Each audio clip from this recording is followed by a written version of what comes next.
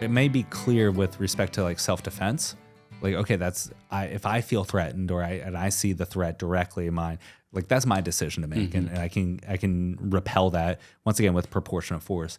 But I do think that when we start to speak on behalf of the polity, then like, okay, well, who's responsible for making that decision? Who's responsible for saying, okay, this is enough of a proportionate threat to the good of the polity then that we have to then mobilize individuals to act on behalf of the polity for certain forces. And then that's where sometimes it gets very messy, because we're not talking about an individual making a decision that only affects them and things like that. But now we're talking about people acting on behalf of others and trying to protect these things. And that's where a lot of the conversations get: is there too much force? Is there not enough force? Or, or is it become an aggressor? Things like that. So, that the three kind of areas that we talked about, self-defense, capital punishment, which would be a little more of an internal preservation of the polity, and then a just war, which would be a little bit of an external preservation of the polity in that way.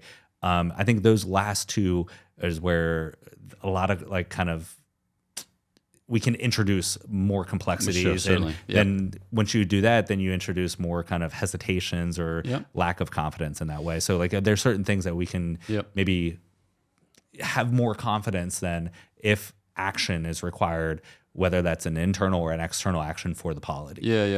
No, I think in both cases, you have to keep the end in mind. So like, what's the point of government?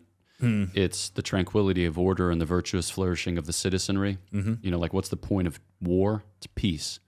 So both of them have a good end in mind, and they both exist within a legal order.